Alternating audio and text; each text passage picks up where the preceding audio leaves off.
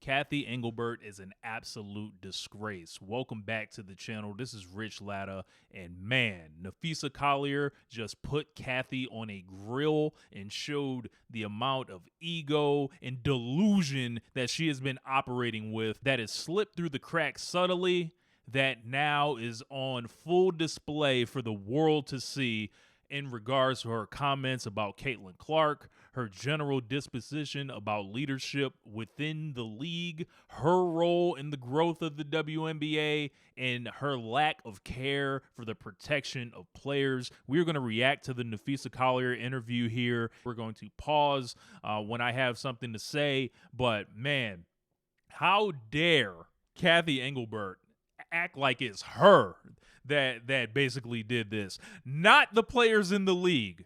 Not Caitlin Clark, who she apparently said should be thankful that the WNBA exists or else she wouldn't have her sponsorships. Caitlin Clark was lit before she stepped foot in the league. Unbelievable. And for her to say things like only the losers cry about the officiating when a WNBA championship was literally stolen from a team last year, when we've seen the overt physical play lead to injuries and on-court conflict and general confusion from the average fan. She's in another world and quite frankly is not fit to be leading this league. All right, so we got Napheesa Collier's video right here and we're going to react. Thank you all for your time today. I have prepared a statement that I would like to make before taking any questions. All right, so first of all, I'd like to congratulate the Mercury for advancing to the finals. And I want to be clear, this conversation is not about winning or losing. It's about something much bigger. The real threat to our league isn't money, it isn't ratings, or even missed calls, or even physical play. It's the lack of accountability from the league office. Since I've been in the league, you've heard the constant concerns about officiating, and it has now reached levels of inconsistency that plague our sport and undermine the integrity in which it operates.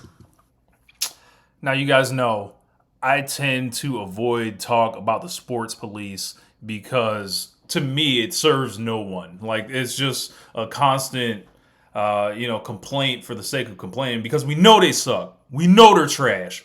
We know they're terrible. This is a huge subject of conversation early in Caitlin Clark's rookie season. People acted like a lot of us were insane. Whether the league cares about the health of the players is one thing, but to also not care about the product we put on the floor is truly self-sabotage. Year after year, the only thing that remains consistent is the lack of accountability from our leaders. Aiming directly at Cathy. The league has a buzzword that they've rolled out as talking points for the CBA as to why they can't pay the players what we're worth. That word is sustainability. Sustainability is an interesting phrase that Napheesa brings up here. And look, Cathy tended to bring up, what if Caitlin Clark got hurt? Like, just randomly and always in a way where it was like, hold on, do you actually want her to get hurt? Like, what is going on here? And if you don't protect all these players, it makes it easier to cheap out eventually. I think you should be paying your athletes and keeping them upright as much as you can. But the league clearly has a different agenda. That's why they've allowed the overly physical play. This is why they've refused to, basically jump in there. And this is why they've refused to take any real action and basically just hand wave anyone and be like, oh, you're crazy. This is just a physical league. And they've marketed the league as a physical, thing in their own commercials. Fans see it every night. Coaches, both winning and losing, point it out every night in pregame and postgame media. Yet leadership just issues fines and looks the other way. They ignore the issues that everyone inside the game is begging to be fixed. That is negligence. It's amazing that it has taken, at least 2 seasons for this to really become the popular sentiment because, before it was just, get in the weight room. It was all this other stuff. And now it's like, all right, I think in exposing the incompetence of the league from the top necessitates these other sub kind of complaints to all work together. At Unrivaled this past February, I sat across from Cathy and asked how she planned to address the officiating issues in our league. Her response was, well, only the losers complain about the refs. Look, man, if that statement right there does not display the level of delusion that Cathy Engelbert is, demonstrating, I don't know what will. If she thinks the calls simply come down to winning and losing, when your media partners are basically talking about the refereeing all the time, when the fans are talking about it all the time, when the players are talking about it all the time, when the coaches are coming together, rival coaches all coming together at the same time to stand unified. There's no win for Stephanie White supporting Cheryl Reeve. There's no win for Becky Hammon also getting fined by supporting Cheryl Reeve. Now, did Cheryl Reeve react for different reasons potentially with her player being injured? Absolutely. But this is beyond winning and losing. We just saw the Lynx get robbed for a championship. Like a literal championship series was decided on refereeing. And I saw a coach imploring their players to flop because they knew they could take advantage of it from a strategic standpoint. That is awful. I also asked how she planned to fix the fact that players like Caitlin, Angel, and Paige, who are clearly driving massive revenue for the league, are making so little for their first 4 years. Her response was, Caitlin should be grateful she makes $16 million off the court, because without the platform that the WNBA gives her, she wouldn't make anything. That's just absolutely ridiculous on every level. Let's put Angel and Paige to the side. That is small potatoes compared to Caitlin here. Caitlin had so many NIL deals in college, was already all over everything, driving viewership records.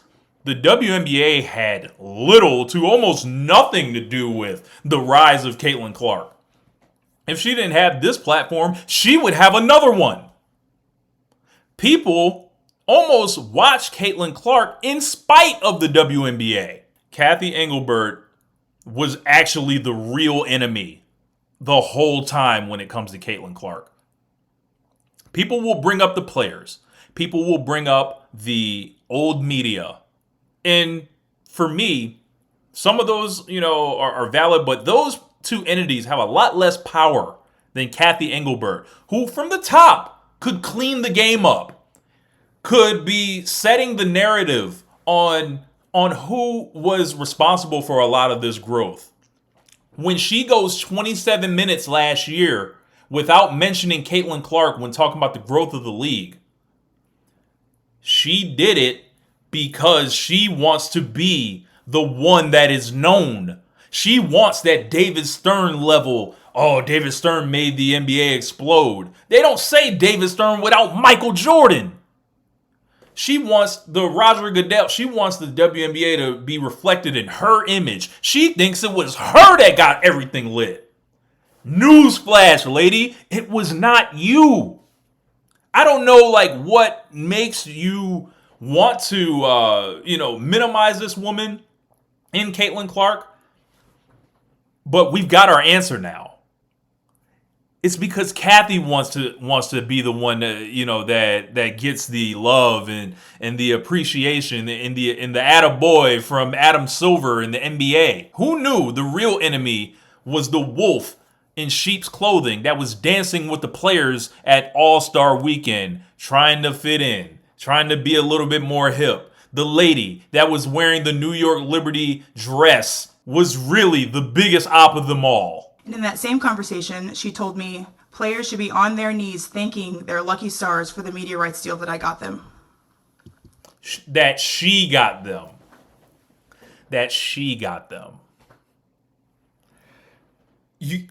Look, this lady has to go, man. She has to go. Napheesa Collier is dropping a bomb on her right now. That's mentality. Like the Gap Band. Who dropped a bomb on me? Driving our league from the top. We go to battle every day to protect a shield that doesn't value us. The league believes it succeeds despite its players, not because of them.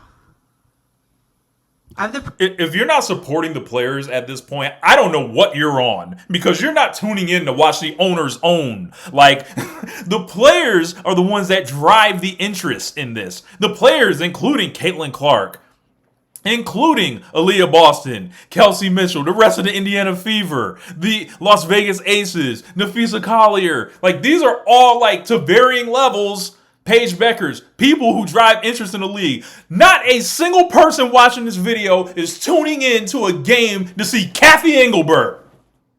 None. Privilege of watching my husband run a league where he has to balance 100 different things at once. I won't pretend the job is easy, but even with all of that on his plate, he always takes the time to reach out to players when he sees an injury, whether it's unrivaled or even during the WNBA season. That is what leadership looks like. It's the human element. It's basic integrity, and it's the bare minimum any leader should embody.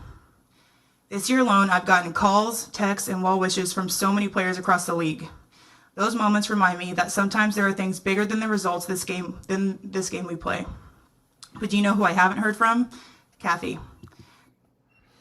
That's crazy. We saw Alyssa Thomas going up to Napheesa Collier, before the game, checking on her if she's okay. Napheesa Collier, a player that's finished top 2 in MVP this year, has not heard anything from the commissioner of the league. That is malpractice. And I know some people have brought up the potential conflict of interest of Napheesa Collier and Breanna Stewart leading these negotiations. Well, think about the other side of that.